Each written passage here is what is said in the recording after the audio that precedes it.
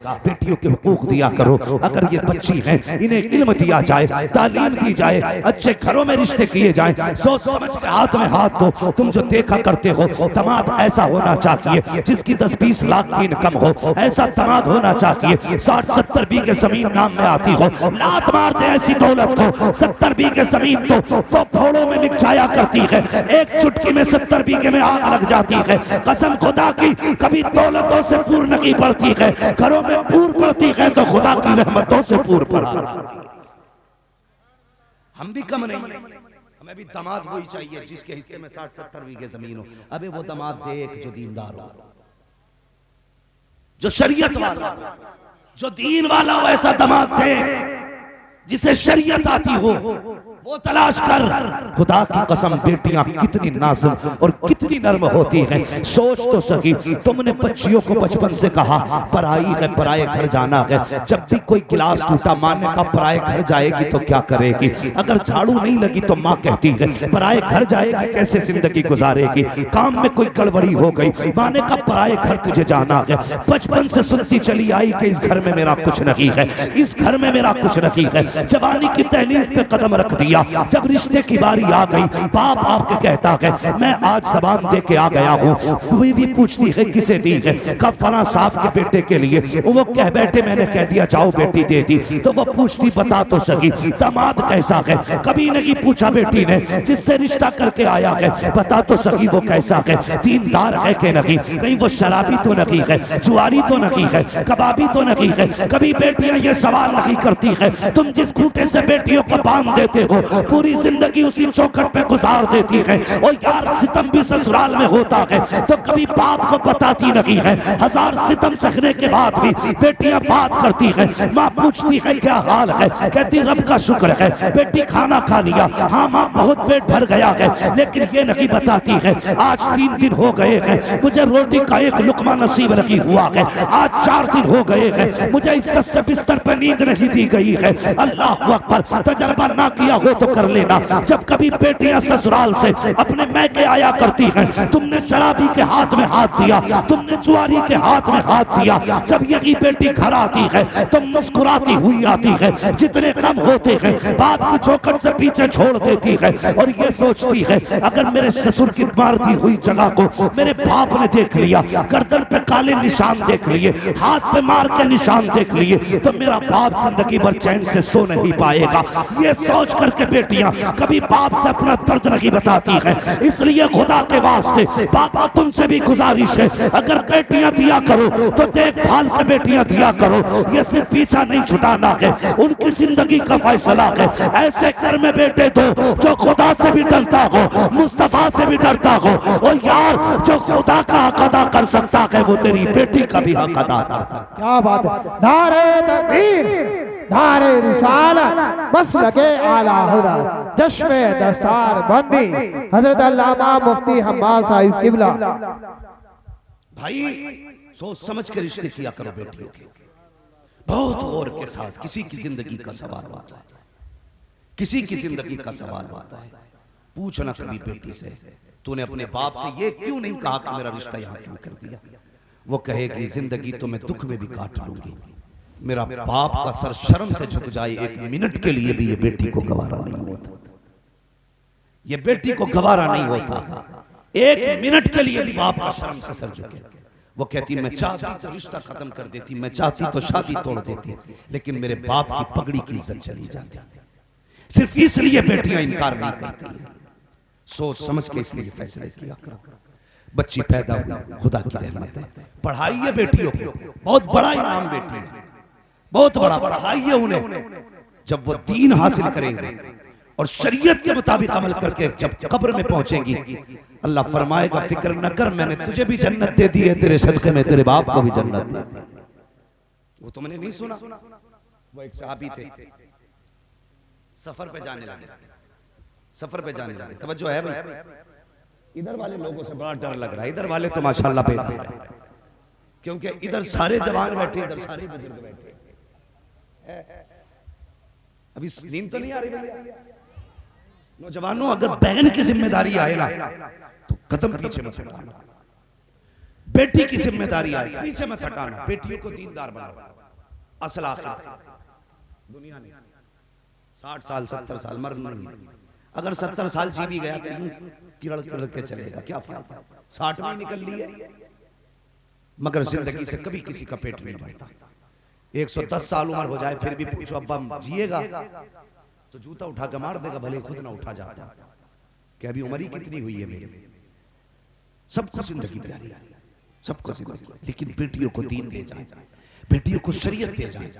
कल अगर किसी की बेटी पर्दा करती है ना, भले गरीब की हो, तो लोग कहते हैं फलां की बेटी कितनी शरीफ है।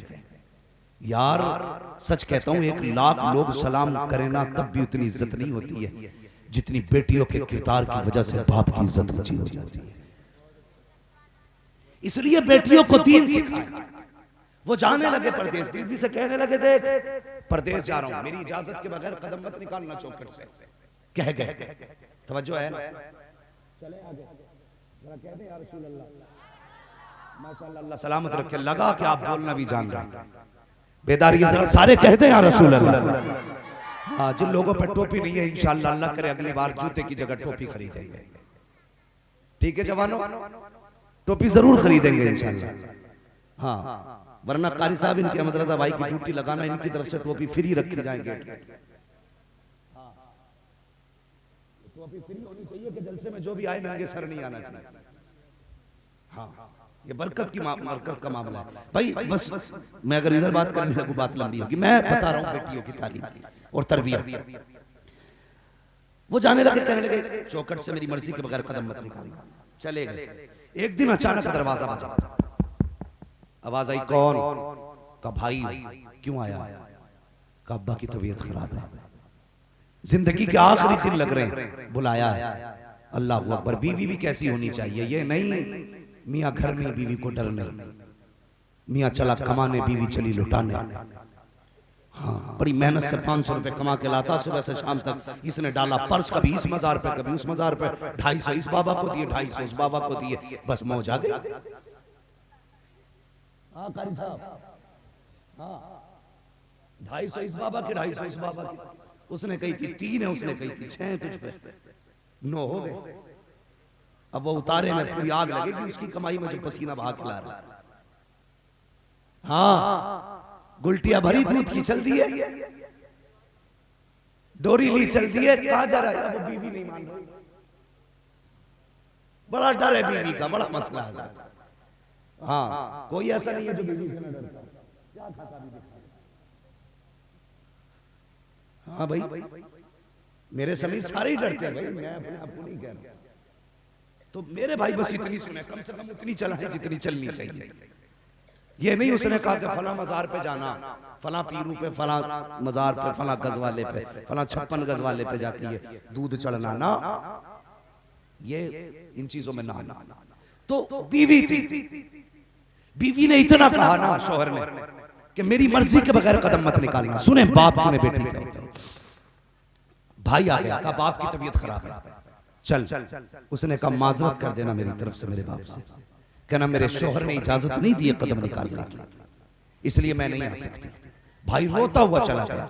2 दिन बाद फिर आया, फिर दरवाजा बजा। अब क्या हुआ कि बाप का बस आखिरी सांसें हैं। उन्होंने कहा एक बार और चला जा, जाके कह देना बेटी अगर जिंदगी में देखना चाहती है एक बार आके बाप के सराहने बैठ जा। अल्लाह अकबर। हर बेटी को बाप प्यारा होता है, लेकिन देखो तो सही ये कैसी बेटी है, इसे बाप से ज्यादा मुस्तफा की शरीयत प्यारी है, निजाम मुस्तफा प्यारा है। अल्लाह अकबर। सुनना प्यारे, जैसी आया आने के बाद बेटे ने कहा था बैगन मैं तुझे बुलाने आया हूँ, बाप की आखिरी सांसें हैं, ये भी हो सकता है कि कहीं जिंदगी का सूरज डूब जाए और तू बाप से कभी बात न कर सके। उसने रो के कहा मेरे भाई जा मेरे बाप से कह देना माजरत चाहती हूँ, जब तक शौहर नहीं आ जाता मैं घर से कदम नहीं निकाल सकती हूँ। अल्लाह अकबर। बाप वापस पलटा। भाई बाप का दरवाजा चेहरे की तरफ था, खाली आते देखा बेटे को, कल लेके नहीं आया, कहा उसने आने से इनकार कर दिया।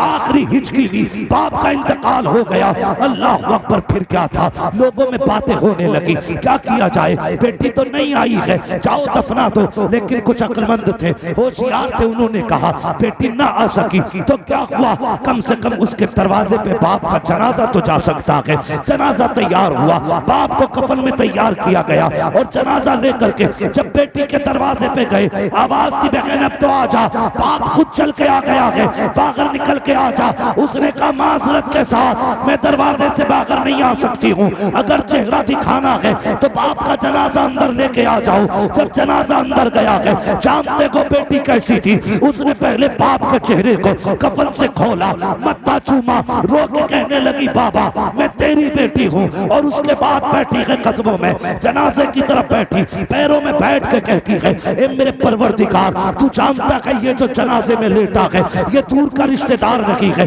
दूर का खानदानी नहीं है, ये दूर का रिश्तेदार नहीं है, बल्कि जो जनाजे में लेटा है ये मेरा बाप है, इसके जरिए मैं दुनिया में आई हूँ। ए मेरे मालिक, ये मुझे बुलाता रहा लेकिन मैं नहीं गई। तू जानता है मैंने बाप के फरमान से ज्यादा तेरे महबूब के फरमान की फिक्र की है। ए मेरे परवरदिगार, इसके बदले में कुछ और नहीं चाहती हूँ। ए अल्लाह, अगर मेरे इस अमल से राजी है तो मेरे बाप के सारे गुनाहों को माफ फरमा।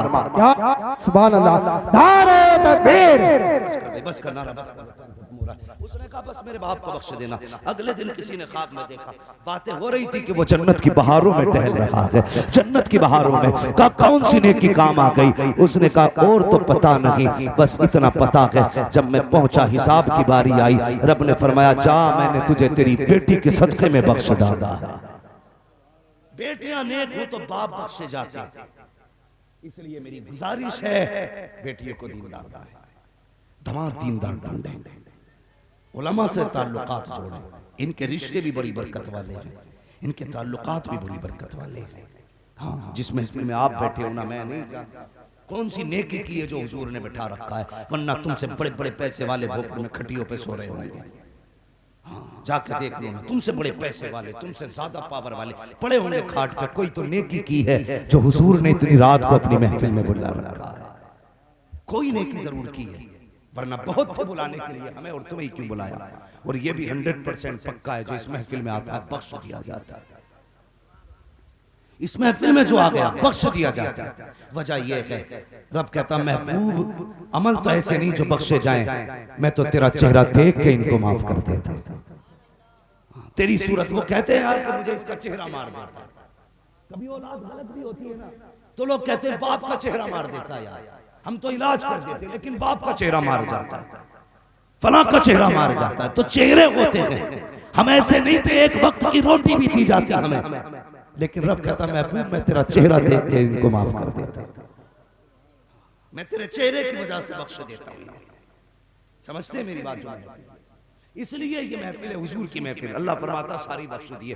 फरिश्ते कहते मालिक कुछ तो खाली देख नहीं आए थे, एक तो निकल के ही जा रहा था, बैठ ही गया। रब ने फरमाया मैं उसकी नीयत को देखूं या मदीने वाले की मोहब्बत को देखूं। उसकी महफिल में बैठे इसलिए बख्श दिए गए। असल है इस बख्शिश को बचा के रखना।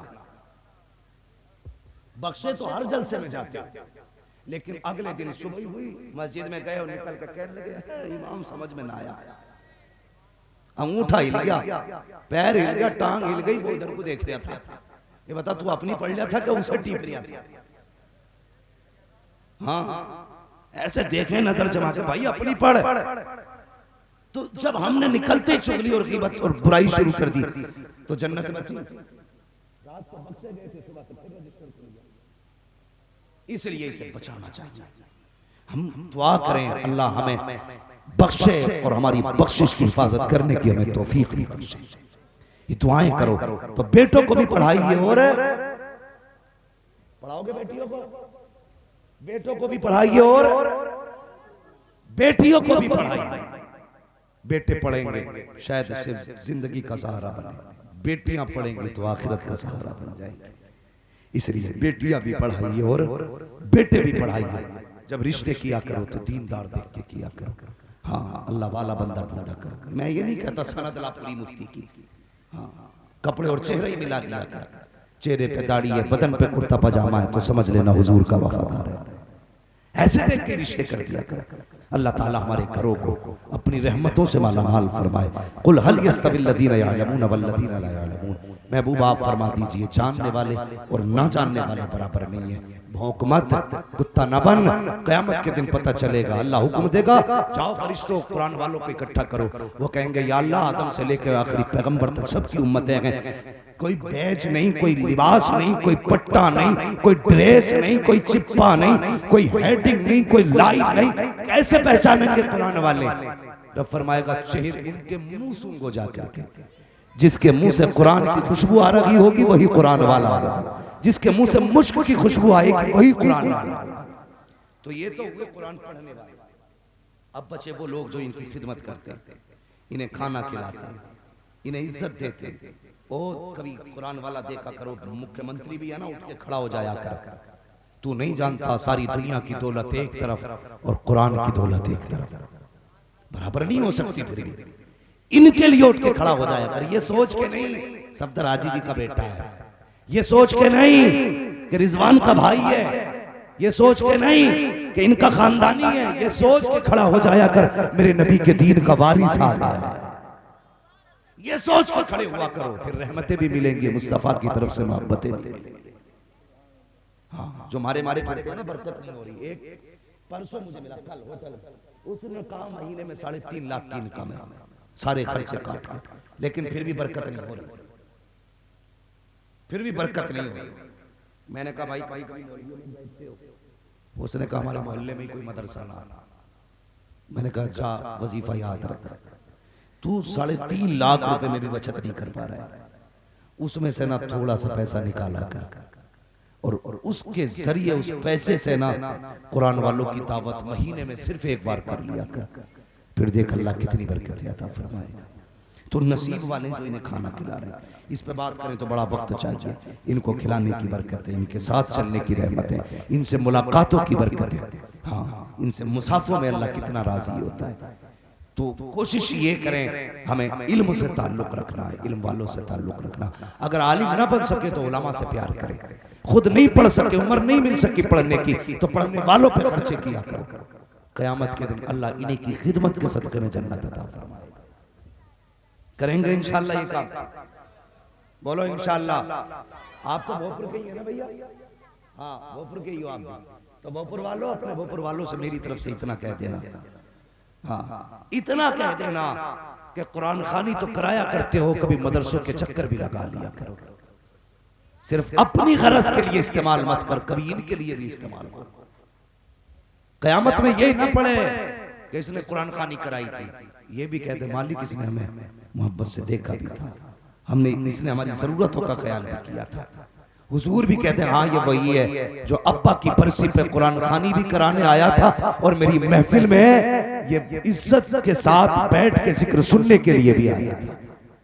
हाँ, ये भोपुर की तरफ से गालिबन सबसे बड़ा इससे पहले हाँ नाजिर भाई ने 500 रुपए दिए थे। मसला कोई नहीं है, मैं चंदा नहीं कर रहा हूँ, ये मोहब्बत है जिसने जो दे दिया, अल्लाह सलामत रखे।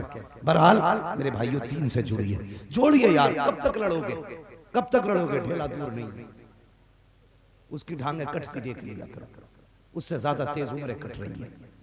दीन वालों से मोहब्बतें कर जाओ, अपनी नस्लों में मोहब्बतें पैदा कर जाओ, कुरान वालों की मोहब्बतें पैदा कर जाओ। नसीब वाले हैं जिसने अपने पीछे कुरान पढ़ने वाला छोड़ दिया है, जिसके पीछे कुरान पढ़ने वाला है। वरना याद रखना, जायदाद छोड़ के जाओगे, औलाद डांस करेगी, 100 रुपए नहीं देगी तेरी छोड़ी हुई जमीन में से मस्जिद में। तो 10 करोड़ की इकट्ठी कर जा, कोई नहीं देने वाला। अपने हाथ से नेक काम कर जाओ, अपने हाथ से दीन के लिए खर्च कर जाओ। एक बेटा आलिम बना जाओ, एक बेटा कारी बना जाओ। बताओ कारी अब्दुल मुत्तलिब 10 साल में कितने हाफिज बने होंगे? बहुत ज्यादा। मैं हिंदुस्तान के जिस कोने पे जाता हूँ, मुझसे लोग कहते हैं तुम्हारे अब्बू ठीक है, तो मैं अपने अब्बू के बारे में सोचता हूँ, उससे पहले देखता हूँ ये भी जानता है। जिस कोने में चला जाऊं, 4 दिन पहले बंगाल में था, पीछे से एक मौलाना आके कहने लगे सफेद दाढ़ी आपके वालिद कैसे हैं? मैंने कहा वो तो ठीक है, आप बताइए आप कैसे जानते हैं? कहने लगे वो हमारे उस्ताद लगते हैं। ये बताइए, एक बंदा शाहपुर में, वो भी शाहपुर जैसी जमीन, शायद हमारा जैसा होता, छोड़ के भाग गया होता। हाँ, पैदल ढेला के सफर करना, उसके बावजूद भी दीन फैलाया, इतना दीन फैलाया। दुनिया के जिस कोने में चले जाएं, हम जहां तक जाते वहां तक मिल जाते। अकेलों ने पढ़ाया। फिर बताओ मेरे दादा का नसीब कैसा होगा।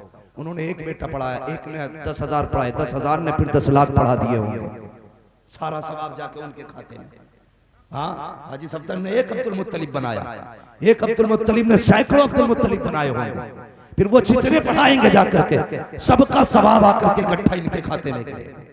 तो यार इसलिए एक बेटा कम से कम पढ़ा जाओ ताकि कयामत के दिन तुम्हारी मौज आ जाए, मौज आ जाए, मौज। हाँ हाँ, वरना खाली तीजे की फाता पे भरोसा मत करिए, यहाँ तो चने भी खटाखट डाल।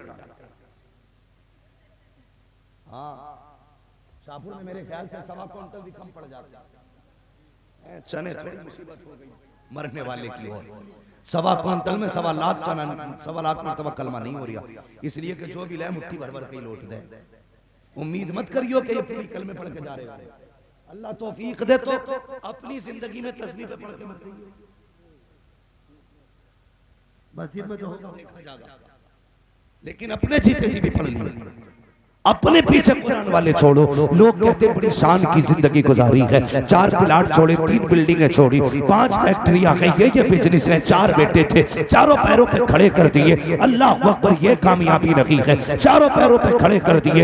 एक बेटा ऐसा छोड़ जा जो तेरे बात हुजूर की बातें करे, कुरान की बातें करे, दीन की बातें करे।